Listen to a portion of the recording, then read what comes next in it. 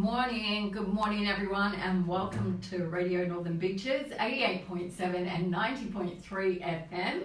Just a bit of technical difficulties there, but welcome. This is the Hummingbird Talks. We happen every Wednesday at 11 a.m. My name's Melissa. So the Hummingbird Talks aim to educate and inspire the everyday person about spirituality, health and wellness. We have different guests on each week speaking about a range of topics designed to inspire and facilitate a direction towards wholeness, happiness and a self-awareness on this journey we call life. And oh my God, what kind of a life we're having now. Pretty amazing, isn't it, Nat? Oh yeah, quite some times we're living in right now. Yes, so as you can hear, my special guest for today is Natalie Grace. Now, Natalie Grace is the founder of Music, Meditation, Motivation. She is a musician, meditation teacher and trainer. She's a sound healer, she's a mother of two, and all-round fantastic person. So welcome aboard, Natalie.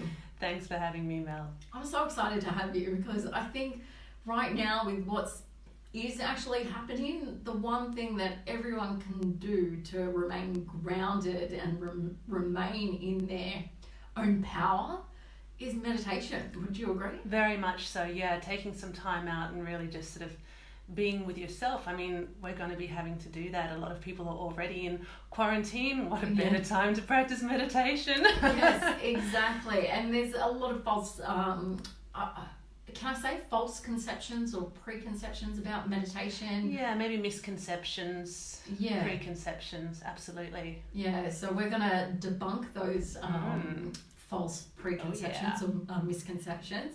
But most of all, Nat, I just want to start with you, your story. How did you find music? How did you find meditation? What gravitated you towards that? Look, I've always done music. I don't even remember when I started playing music. I did a bit of dance when I was a kid. My grandmother was a musician, so she was a big influence in my life. She lived in Switzerland. She was a singer-songwriter, played in musical theatre, played keyboards. Beautiful singer, beautiful piano player. So that definitely had a heavy influence. And my mother very much encouraged me as well with my music practice. So that's always been a part of my life. And you do find that when you're a musician and when you're involved in the creative arts, you do find that you are sitting reflecting quite a lot and you do internalize a lot, and you're spending a lot of time exercising, practicing on your own. I did compose for a while, and that's a very solitary type of an activity. Wow. So, I mean, looking back, I would quite say that I have been meditating practically my whole life. You know, bushwalking, hanging out with my dog when I was a kid. That's how I dealt with trauma. That's how I dealt with, I'm a bit of an empath, so I'm not great hanging out in large social situations for long periods of time. I need to regroup. So it's always been a natural calling. When I started formally learning meditation, I spent about 10 years in the corporate world in some pretty hardcore and slightly toxic environments, and I was having problems coping. So I turned to music, but then I also turned to actual formal meditation training, and I actually worked with the mother of a dear friend of mine. Oh wow! Yes, and so she's a practicing. She practices Tibetan Buddhism. Oh, okay. And she taught me just a very basic form of meditation, which I still go back to now. It's still my favourite method of meditation. Wow, and that was over 10 years ago that you learned. That was quite some time ago, yeah. And again, now that I've done a lot of formal qualification, formal training in meditation, I realised that there were many times in my life where I was meditating. And I think a lot of people would realise that too if they really look into what is meditation, and it's not just sitting on a mountaintop with your hands in the, Anjali Mudra. Yes. Oh my God, yes. Growing dreadlocks and not talking to people. We find you'd actually be surprised that, most people actually have moments of meditation in their lives anyway. Yeah, and I think that's one of those myths that we kind of need to debunk, because there is that misconception that you do have to be in that Anjali Mudra. Yes. You do need to be in that kind of position, or saying the Om, which is a very powerful It's chant. very powerful, yes. But you can do meditation in the easiest ways as well. Yes. We're going to go through that later on, but if I can ask you, if someone hears the word meditation, then they're like, oh, you just need to Om and that's meditation. explain to people what actually meditation is. Like, really go through and define, give your definition of meditation. Yeah, look, what I would say is, especially with all kind of spiritual sort of calming practices, there's an intention behind it. Yeah. So it's not just sitting in silence, it's sitting with the intention. And essentially meditation is a way to find calm and focus. So, yes. I mean, it's not switching off our mind necessarily. That's another misconception about meditation. You know, we're living in this society, we're living, we're living a bit in our ego, which keeps us physically safe, and it's very much an ego-based society. It's very hard to completely switch off our thoughts. We're not going to find that emptiness necessarily. Yes. That's where we do need the mountaintop and 25 years of training in solitary. Yes. So it's no one's got time for that. No one's got time. So it's less turning off your thoughts. It's more sort of finding a space and a distance between the thoughts. So meditation for me is just giving yourself a moment of rest, but with the intention of doing so and just calming your mind and focusing. Again, when we talk a bit more about meditation, you can choose what you'd like to focus on if you even want to focus on something. It's just giving your mind that bit of rest, especially in this day and age where we're very much in our heads. We have an incredible amount of information at our fingertips and constantly being thrown at us. Yes. We're constantly processing. It's just a bit of time to sort of regroup with the intention of regrouping, switching off 5 minutes, 5 hours, I don't know, whatever, how long you want it to be, and then coming back to whatever it is that you do with clarity. Yeah. Okay. Yeah. I'm glad that you mentioned clarity. Yes. Before I do the shows, I actually meditate. I do my throat chakra meditation to open that up and really make the show what it is. Mm-hmm. People don't need 15 minutes, do they? No. Yeah. Let's go through some of those misconceptions, and then we're going to go through the different types of meditation. So misconception 1, sitting on a rock. Yeah, sitting on a rock. Any kind of discomfort. I mean, look, there are so many different forms of meditation. You have your Zen meditation, which, certain forms that might actually require a certain physical discipline and discomfort initially, but it doesn't necessarily have to consist of that. So get rid of the whole discomfort factor. Yeah. I mean, what I often tell people is that meditation is kind of like physical exercise, kind of like sports. We all know we need to do sports exercise, but one person will do swimming, one person will go to the gym, one person will go bushwalking. Everyone has their different modality, different types. Some people like to do CrossFit where they like push themselves and burn and then feel great at the end. Some people just like to go softly, do a yoga class or something. So again, that applies to meditation. There are just so many forms, so many mentalities.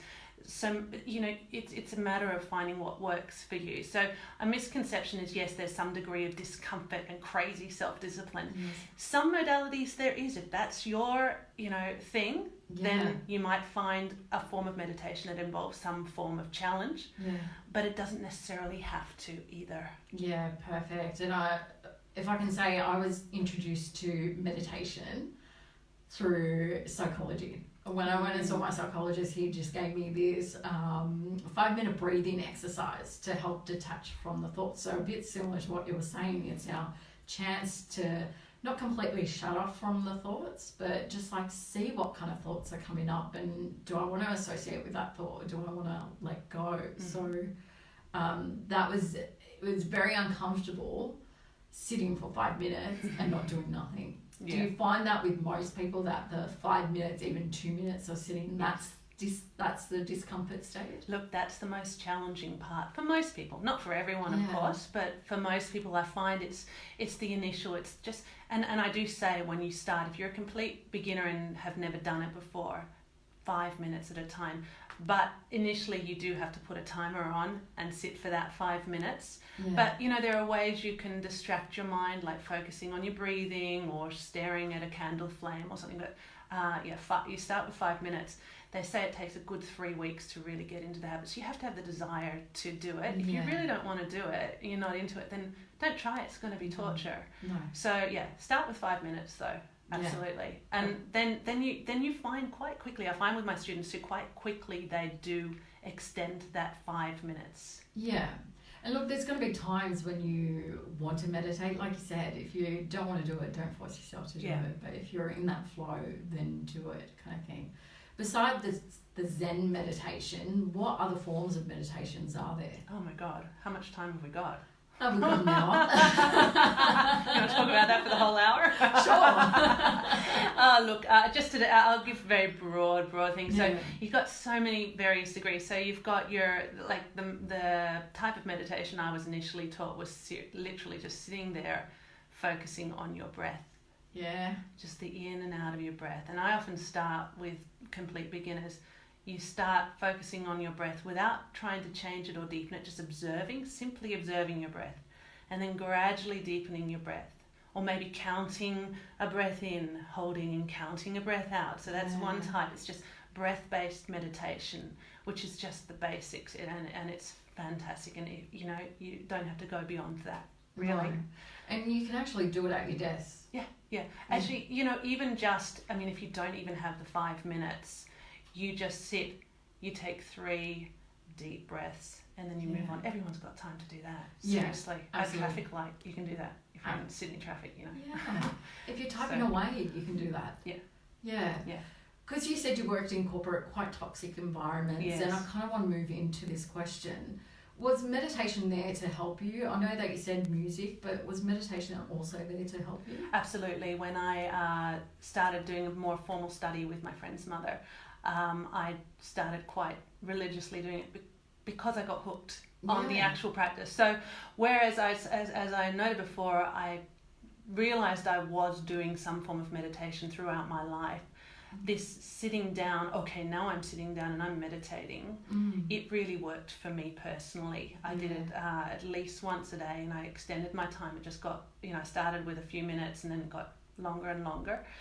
And that absolutely helped me. But what it also did, it distanced me from my thoughts and allowed me to observe situations, not necessarily while I was meditating, because you try to calm yourself down, but it gave me it gave me a bit of perspective. What happened in the end is I left the corporate world. Yes, as most of us tend to do. Yeah. But I'm glad you said perspective. You've mentioned clarity. So with meditation, it can be just like sitting at your desk, just focusing on your breath. It can be 15 minutes or 5 minutes just to start off with. And it's about detaching from your thoughts. Yes. So the two things that you really mentioned were clarity and perspective. Assuming that it helped you to make more rational decisions as well about certain situations. Well, and it even goes beyond making decisions. Yeah, okay. It goes beyond making decisions, because what happens is that life starts to unfold for you. So you kind of make it's like we talk a lot about being in flow and going with the flow, and at that point you're not actually sitting there deliberating over decisions become clear. The direction your life is taking at the time, that you gain this clarity where you're actually not necessarily even making decisions. It's like things fall into place. It's not like you're sitting there passively, things drop in. You still have to do stuff, but there's less effort. Yes. That's the kind of perspective you get in your life. And the other thing that you find is, and that's a very Buddhist philosophy too, is this practice of detachment. Yeah. Once you start detaching a little bit from what you perceive as your life stresses or things that you feel are out of your control, if it's out of your control, what can you do, So that practice of detachment, of that, focusing on your breath and distancing yourself, really does help you to actually not make decisions. It helps you to go with this flow, and then you find your life flows. It doesn't mean you have a perfect life, you get $10 million magically in your bank account or whatever, but you realise that life is more than just that as well. Amazing stuff, because you said it perfectly. You said that, meditation does give you clarity. It does help you detach. It helps you to be, a bit more rational. But yes, it helps you get things. But once you have those things, it's really not essential. Yeah, it's a process. It becomes a process of letting go. Now, it's easy for me to say this now. I've got the time. I've been practicing in this practice, so it's not necessarily, suddenly instant whatever. Yeah. And if that's not what you're interested in, then that doesn't have to become part of your practice. As I said, a lot of what I'm talking about is my personal experience. Yeah. I do find a lot of people experience this as they go further along, but you make it what it is yours. Now, the other thing, the other form of meditation, another form of meditation is prayer, for example. So, Love it. a lot of religious people go to church or wherever their place of worship, and that's a form of meditation. Yes. A prayer is like a mantra. Yes, it's like an intention. Yes, or you have the religious, the music playing. Yes. So that's another form of meditation where the intent is that degree of whatever your perception of spirituality is, incorporating love into the world, or what philosophy you choose to live by. So that's another way you can meditate as well, with a bit of an intention behind it. Yeah. I grew up and still am part of a Catholic family, so religion or prayer is really important to myself and to my family. So I'm glad that you kind of made that clarity that, yes, as a prayer, you're still meditating. It's still that connection with a higher power. Mm-hmm. Now, I'm absolutely loving what we're talking about. Describe further what sort of benefits meditation actually gives a person. So clarity, perspective, calmness. What else can a person experience with meditation? Yeah, so on that level, there are a couple of things. So I'm going to start with a really cool one. Yeah. Physical health. No way. Yeah. I would never have thought physical health. Physical health. Yeah.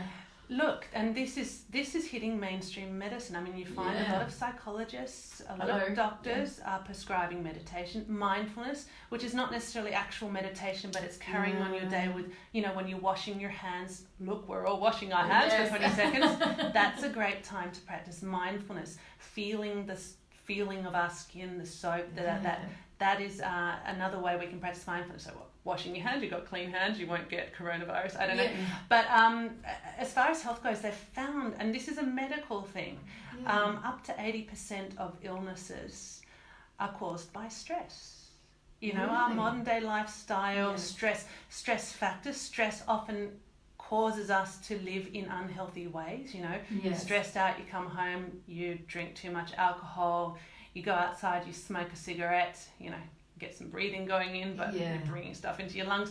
But also just the actual impact of stress it causes. It has been proven to cause digestion problems, migraines. Yes. Some people even, say that can be a contributing factor to cancer.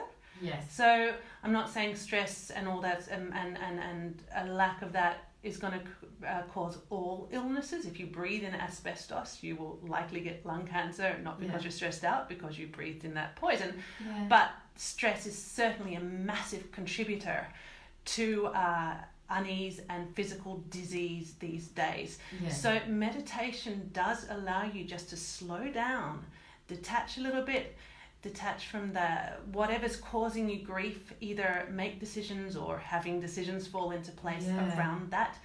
I do find that people who do start incorporating meditation into their daily practice, or even every couple of days or whenever you can, and they start getting that degree of calmness, their physical well-being absolutely increases. You don't need a health supplement, you don't need to take magic vitamins. Yes. It has been proven to improve physical health. So and you save money, on doctors' bills and medicine. Yes, exactly. Makes you rich. Well, that's as I said, with the intention of this show, it's aimed to educate and inspire people to go down self-supporting therapies, and there's there's nothing else but meditation to really get you going. Yes, I'm a kinesiologist and that comes into it as well, but the meditation helps me process that healing as well, Yes. So it's such a key, vital factor. I know around the world they're starting to teach the kids meditation. Do you think it is vital for these kids to know how to meditate and how it's an amazing tool that they can carry away, carry anywhere? 100%, and you will notice that smaller children are inclined to meditate. They sit there, they'll stare into space. Yeah. They use their imagination, they're tapping into Yes. their third eye. So you'll find children are anyway naturally inclined to do those practices. So if you can harness that while they're very young and allow them to incorporate that, then it just becomes part of their life. Just like they have to drink enough water, they have to get exercise, they have to eat their fruit and vegetables, they rest their brain for a while. Yeah. It also, getting clarity into your mind, allowing yourself to distance yourself a bit from that mind chatter, it improves your studies. It improves your learning. It improves your capacity to retain information. Yeah, absolutely. And that's why, I meditate before the show so that my nerves are calm, everything's calm. I've actually got the insight and the clarity to go, hey, Nat, this is the question I want to ask you. Mm. So meditation is fabulous. If anyone is out there, you said to start off with just, who's never done meditation, I should say, but you said to start off with just even 5 minutes. 5 minutes, just if you can find a comfortable seat. Now, one thing that does help if you're meditating, especially if you're starting out and you would really truly like to make it a regular practice, is to find a space. Yeah. You can meditate in your car while you're waiting. Sometimes I do mum's taxi, and That's a great chance when I'm sitting waiting for my kids. 5 minutes, that's great. Yeah. But it's also really nice to maybe create a space in your home, like a favourite chair or an area where you choose to meditate. Yes. We call it kind of a bit of a hygiene around your practice. If you have the possibility to do so, if you've got family, let them know for 5 minutes, 20 minutes, whatever I'm meditating. Like my kids know that if I'm meditating, they don't come and disturb me, unless it's an emergency, of course. Yeah. But they know that I just regularly meditate. Oh, mum's meditating, so that's normal. And so if you can establish that too, so you won't be interrupted. If you want to light a candle or have fragrances or a nice pillow. So to get started, I would recommend maybe creating a nice, enticing space for it. But if you can't, that's fine. And yes, just start 5 minutes. Again, I would say if you really want to practice meditation, set a timer. And sometimes you'll have crappy sessions. Yes. Sometimes you will have times where your mind just goes insane and you feel like a complete failure and it's like, I can't meditate, it's not for me. But you've done the intentional sitting down, you've done the ritual, it is still going to have some benefits. You'll have your good days and your bad days, just like you do with any activity you engage in. Yeah, and it's so true now. Like, I know with my own meditation practices, like I'll go a few days without meditating, but then, on the 4th, 5th or the 7th day, I'm like, shit, I need to sit for 10 minutes and just, have that peace and quiet. You mentioned good hygiene around your meditation practice. Besides finding a comfy chair or, a comfy spot, is there anything else that anyone needs to do with good hygiene practices for meditation, or is it just, hey, just find that spot, sit and see what happens? Yeah, turn off your phone though. Yeah. Oh my God. And don't put it on vibrate mode either. That's not off. As a meditation teacher, I would like to make the announcement. Meditation and yoga teachers of the world unite to communicate that if you put your phone on vibrate, it's not on silent. We can still hear it. Yes, absolutely. And it goes into that stress factor. So I had a guest on, I think last week or the week before, and it was Lisa, all about anxiety and stress. And she said the biggest stress that we have right now is our phones. So in meditation, turn it off. Yeah, seriously, if you can't switch off for 5, 20 minutes, even an hour, you've got a problem that you really should meditate on and try to work through. Yes, absolutely. Look, let's bring it back to intentions, because it's been mentioned in a few shows, and I think, the more people hear about the intention, because I think we're getting into that. Given what's happening in society, we're getting at least, a certain amount of time to reflect and really ask the question, what do I want from my life? So How does one person set an intention for themselves to meditate or for their meditation? Look, sometimes you have to just, at the beginning, be a little bit strict on yourself. I will meditate for the next 3 weeks for 5 minutes a day. Yeah. You miss a day, don't beat yourself up. But, a certain degree of self-discipline is going to be involved. I mean, we're in an era of instant gratification. It takes time. You're not going to suddenly sit for an hour. I know people who've never meditated before, and they go on these 9-day silent retreats in meditation. I'm thinking, that's not the best way to start, because it's going to be torture. So yeah, you do need a certain degree of self-discipline, and understand that, give yourself the time to build up. It might be very quick. It might take you ages, but you've got your whole life to do it. And 5 minutes is still fantastic. Even if it takes you a year to extend your 5 minutes, you're doing 5 minutes a day. You're giving yourself that space. It'll grow and grow and grow. Now, that's it too. We're talking a lot about sitting down for meditation. There are many other ways you can do it as well. If you're really going crazy, turn your phone off, leave it at home, and go for a walk. Yeah, because you mentioned that before, that some of your meditation practices were through bushwalking. Yes. Tell us why that's so beneficial, to go out for a walk, turn off your phone, leave it at home if you can, go out for a walk in nature and find meditation in that. Yeah, it's just a human thing. We're connected to the earth. We're made of the same materials that this planet is made of. There is a connection. There's this intrinsic connection that we have to nature, and we're not always in touch with nature. But I don't know anyone who's not completely refreshed, even if they've been just out five minutes outside, look at the sky. So that can be a great way if you've got so much mind chatter, just getting into a rhythm of walking. Jogging, if you're a jogger, I'm sure a lot of runners would vouch for this. It's kind of a meditation as well. Once you get into a nice rhythm, you've got your breathing going regularly. So it's also a bit of a way to distract your mind if you have a very busy mind. Okay, so you're not going to be able to sit still, and you feel you're torturing yourself by doing that. By walking around, putting your phone away, and just, in nature, it's beautiful, it's healthy. And there are plenty of visual distractions. A huge percentage of our brain power, if we've got our eyes open, is taken up by the visual. So if we have that kind of a visual in front of us, that will also help sort of calm our minds as well. Yeah. Is it the question that's coming to my mind, and I say this a lot because I get a lot of questions as we're talking, but some people will go, okay, you're getting me to walk out in the bush, in nature, regenerate, re-energize, and I'm walking and the visual is taking over.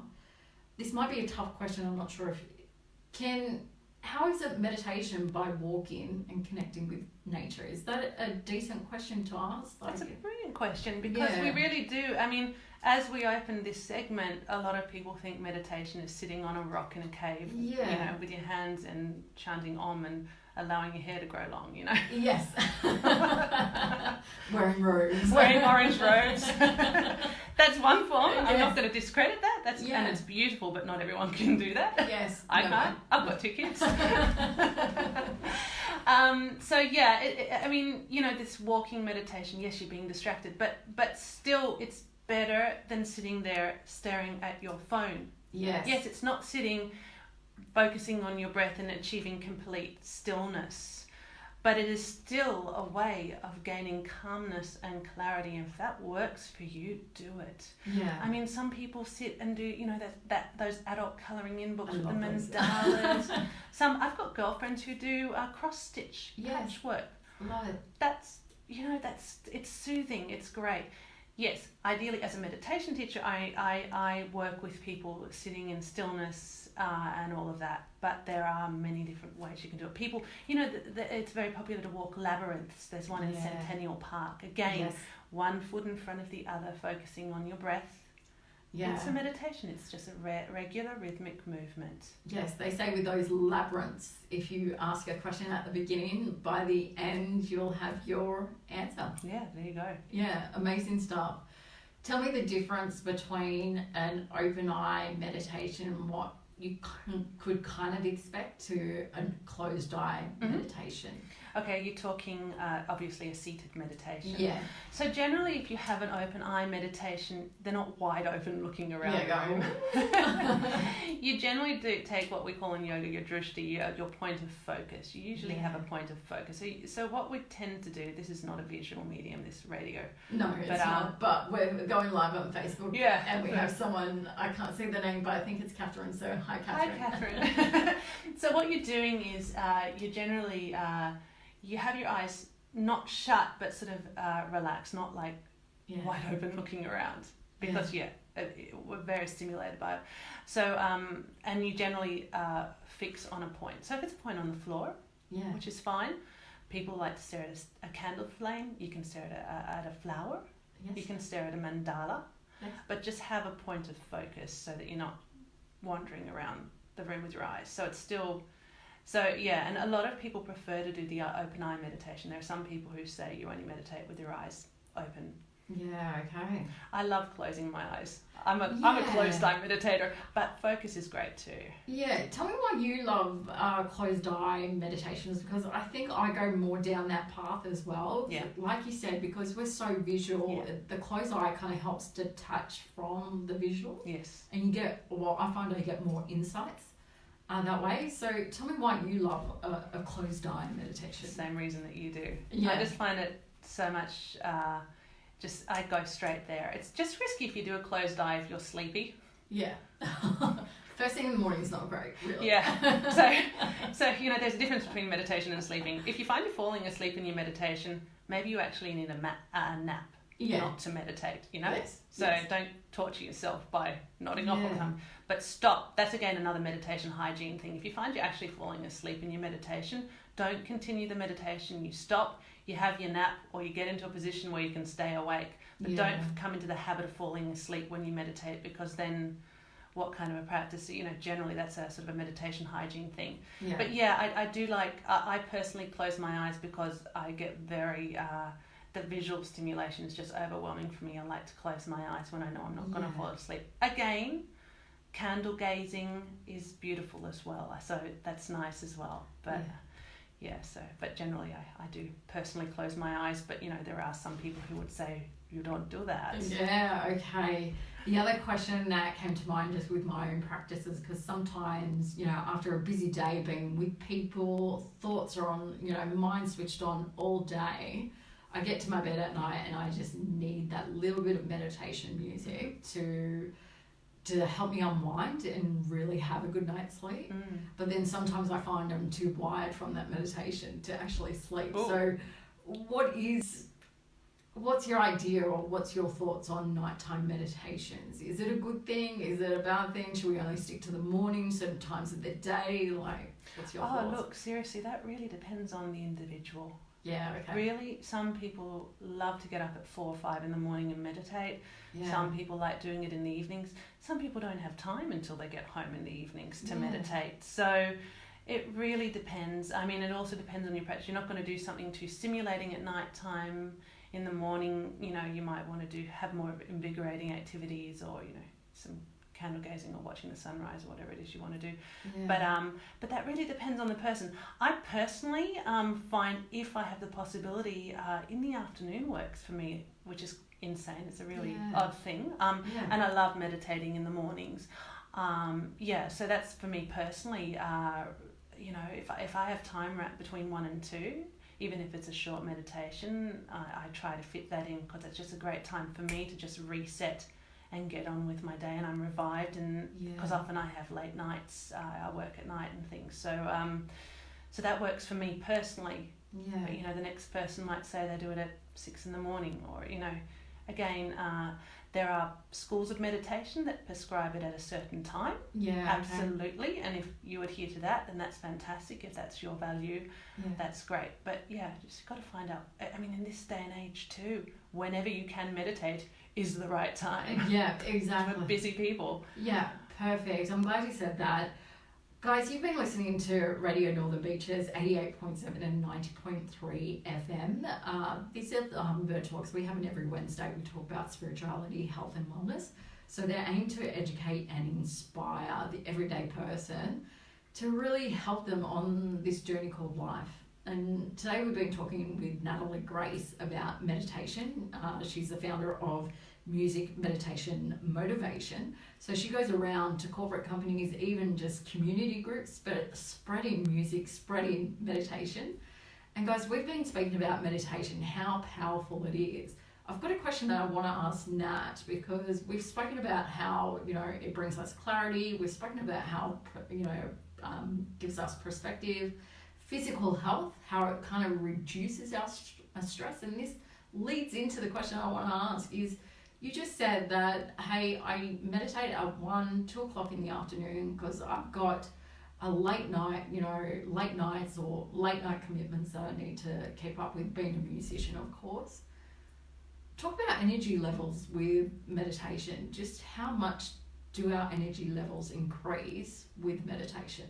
Oh, they increase. Yeah. Guaranteed. Okay. I'm hyperactive anyway. Yeah, okay. I've got a lot of energy anyway. Add meditation to it. I drive everyone around me crazy. Oh no, it's absolutely. I mean, it's a time to regroup, regenerate. It will refresh you. Now, one thing I would say though, with some people, especially when you're starting out, meditation can go 2 ways. Yeah. It could completely energize you, or you could finish a meditation and feel like you need to rest and sleep. And that really depends on what state you're in at the time. Especially I find with people who are starting, people who are very stressed out, living the way we tend to live now, doing 500 different things and needing to achieve and gain recognition in our lives and things. Yes. And so I find a lot of people actually really do need to incorporate a lot more rest into their life. So when they do stop for that 5 minutes, their body goes, yes. Yeah. And it unwinds. And so sometimes when you're starting, you might actually find that you're a little bit more tired than when you started. You got to listen. So this is one thing that meditation gives you, hopefully. It gives you a bit of space and clarity and the sense to actually listen to what your needs are. And you might find you do, you gain clarity, you gain distance, you gain perspective, and you find as a result of taking that time that you gradually make lifestyle changes. So it's a combination of the actual act of meditation and what meditation kind of moves you to do, or how meditation moves you to rearrange maybe sometimes your entire life, which is what it did for me. So you might find that happens as well, that you actually need to make space for rest, not just meditation, but for rest and regeneration. I'm so glad you said that, because no way could I ever come up with that kind of answer. But the point I really loved is that our bodies aren't resting. So when we meditate or sit for 5 minutes, our bodies go, I'm finally resting. And just giving that time that we're probably going to have in society in the next couple of weeks, this is the perfect time for rest. And I love how you said that it was a starting point to change your lifestyle. So what did you mean by that? What kind of changes were made with your lifestyle with meditation? So it's not the actual act of meditation is an act that brings about physical, mental, spiritual well-being. Yeah. But what often the act of meditation results in are certain perspective changes. Yeah.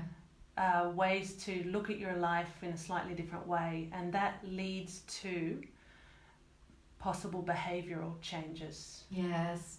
Because you're giving yourself that space, that perspective. Yeah. And you find sometimes people start decluttering their lives, decluttering their houses. Another thing that can happen is that you might actually find, not always, but you might find that you get a little bit sick because your body just goes, whoa. Yes. Okay, now it's time to rest. I'm going to make this person rest. Yes. I'll get a cold or whatever. Or, you become susceptible to a bacteria that's around. Because, we've always got diseases and viruses in the air. Why one day you catch it and another day you don't? It's often because your defences are down. Yes. So, there are many different ways you can react to, incorporating this into your life. As you would with anything, really. When you start something new, you find that things happen. You get different perspectives. Any kind of a new activity, maybe you start meeting different people as well who start influencing your life. You start reading certain materials. So it can start a bit of a chain reaction. And then again, it might not change anything in your life and you just have a bit of serenity. You have that 5-minute break. Yeah, nice.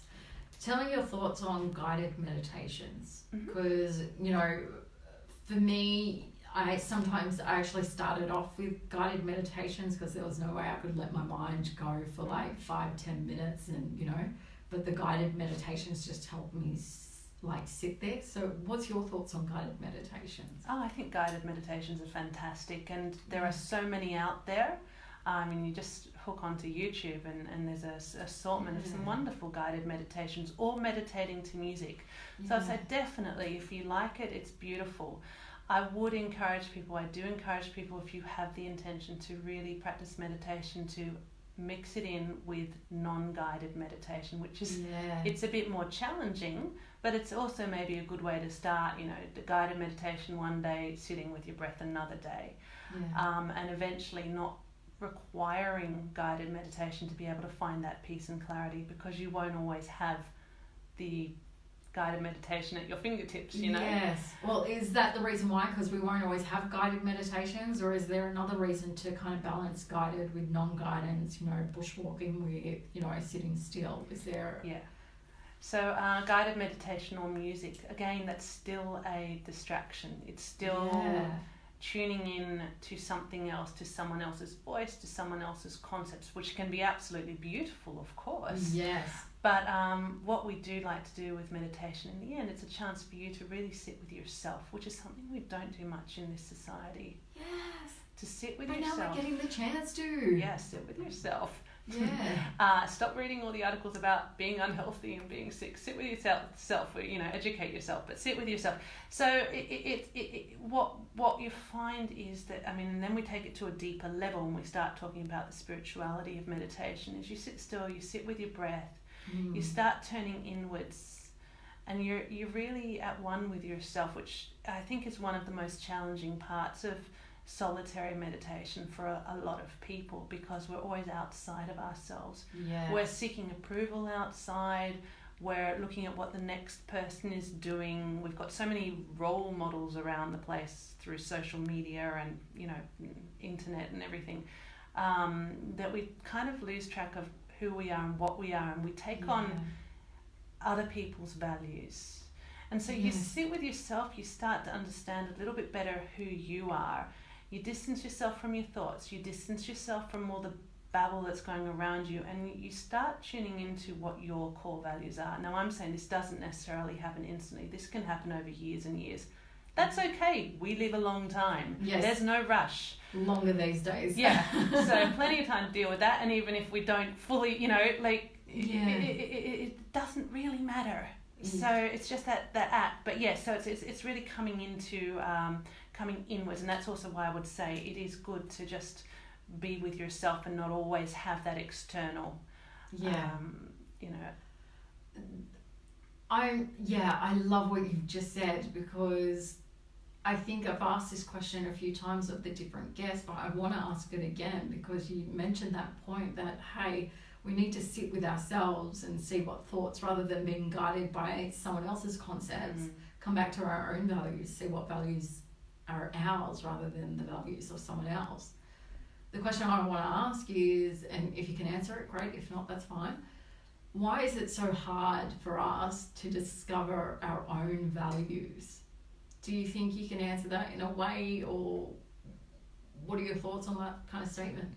Oh, look, I'm one of those people. I'm still exploring and figuring out what I'm about, who I am. I've had various points in my life. I've had massive lifestyle changes or life direction changes. Just like, the vast majority of us, we have many turning points in our lives. And so often we find ourselves within institutions or within families or whatever we're in, where we take on values, and they feel good, they feel great, it moves our life in a certain direction, and they might be right at the time, but we come to turning points, we come to forks in the road in our lives, and that's when, it actually doesn't matter which direction you choose to go in, of course, but if you can sit with what feels right for you, you will be more efficient, you'll be better at what it is that you're doing. Yes. You'll have a clearer direction. Again, we're talking about the clarity, the focus. You'll be more relaxed, you'll be less stressed because you're not going against an intrinsic value of yours. Yes. But you really need that time to just breathe and switch off from all the external babble to really get in touch with that again. We don't allow ourselves in this day and age that space as much as we maybe did in the past, or who knows if we did in the past either,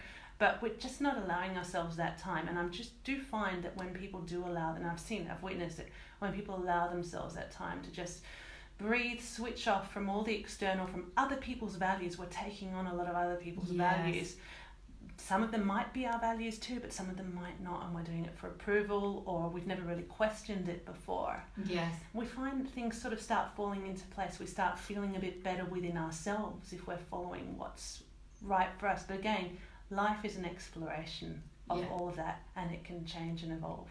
Yes, I love it. Life is an exploration, and that whole point they made, like with, you know, finding our own values, you get stronger, you get more clarity, you know, you start to find what's truly right for you.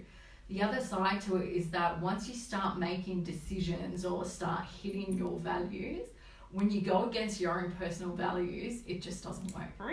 Yeah. All this stuff happens, and it's just like, no, this is not working. Yep. What do I want in this situation? And I keep saying it, we're going to get the opportunity to really look at what we really want from this life. Do we want to keep going with habits that aren't serving us, or do we want to start introducing new habits, new ways of living, so that they're intrinsic with us, so that we're in flow most of the time?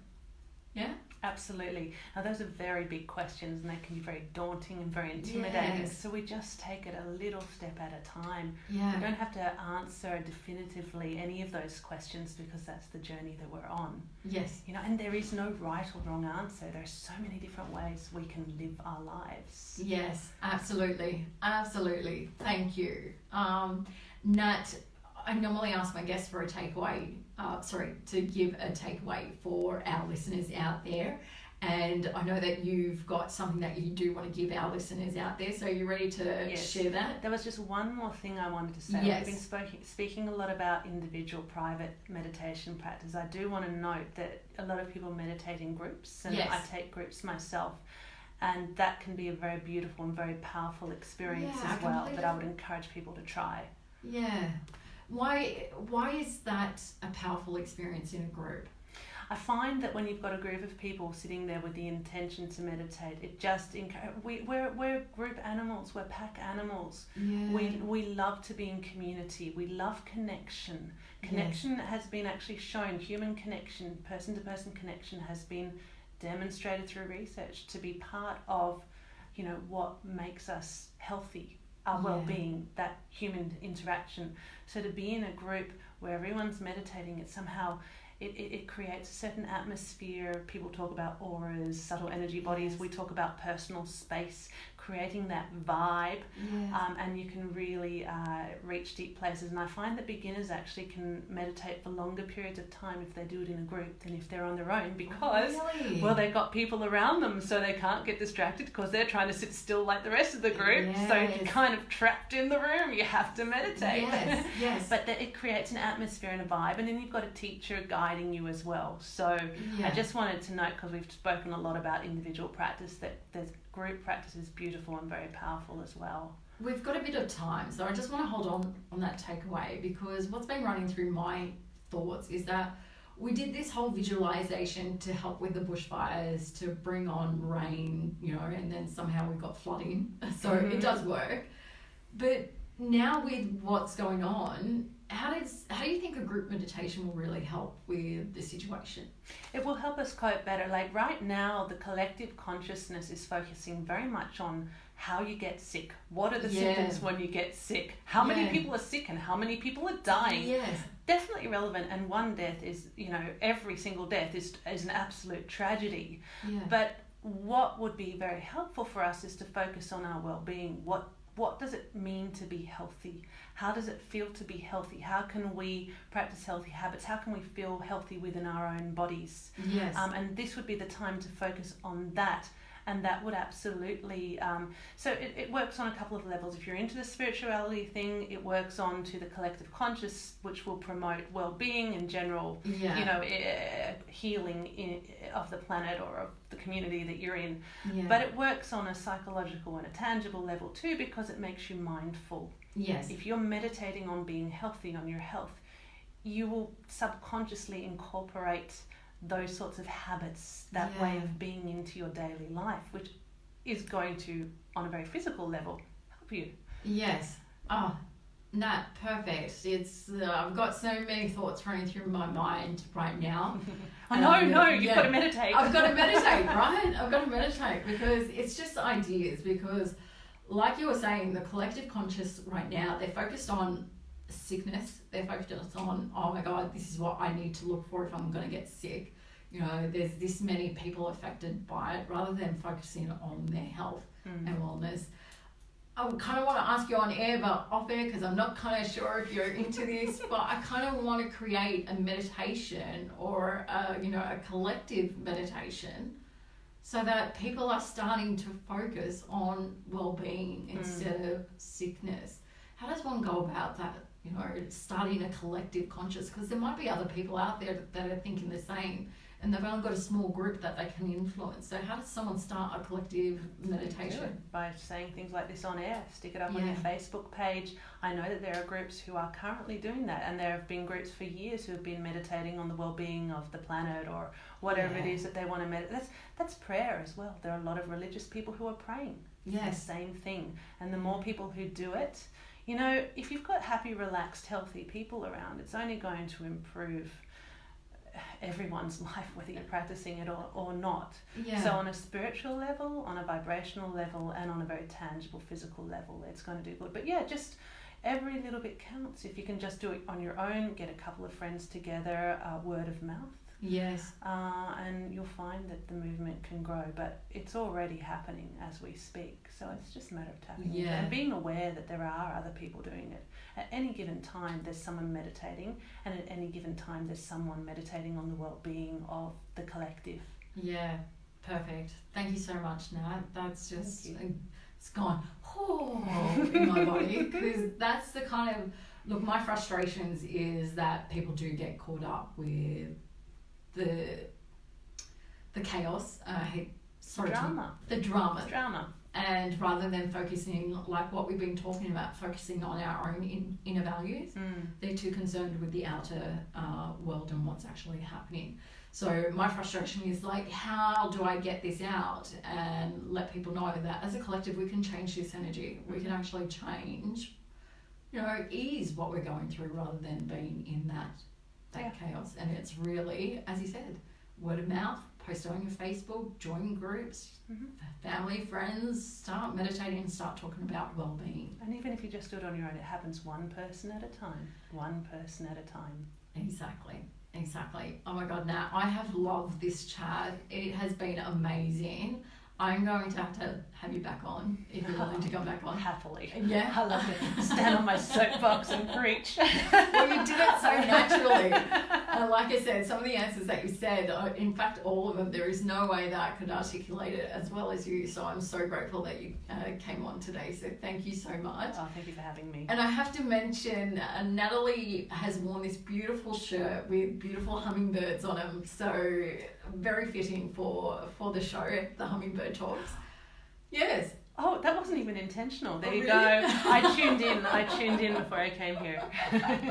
Well, I thought it was intentional, but that's one of my favourite shirts. Yes, just love the hummingbird. Like, lifting up negativity, focusing on joy. Where are you spending your energy? Where are you not? Kind of thing. So very fitting. So thank you so much.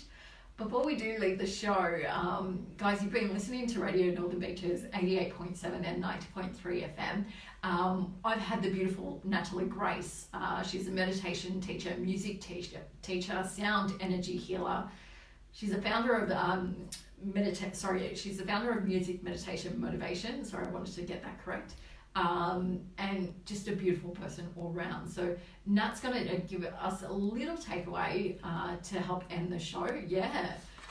So Nat, I'm going to give you the mic. I'm going to turn mine off and you go for it. Sure. So the question was if I could give you guys a meditation, but since many of you might be in your car, I'd prefer not to do that. So if you are sitting comfortably, I'd like to read you a poem actually that I've carried along with me. It's The Invitation by Araya Mountain Dreamer. It doesn't interest me what you do for a living. I want to know what you ache for and if you dare to dream of meeting your heart's longing. It doesn't interest me how old you are. I want to know if you will risk looking like a fool for love, for your dream, for the adventure of being alive. It doesn't interest me what planets are squaring your moon. I want to know if you have touched the center of your own sorrow, if you have been opened by life's betrayals, or have become shriveled and closed from fear of further pain. I want to know if you can sit with pain, mine or your own, without moving to hide it, or fade it, or fix it. I want to know if you can be with joy, mine or your own, if you can dance with wildness and let the ecstasy fill you to the tips of your fingers and toes without cautioning us to be careful, to be realistic, to remember the limitations of being human.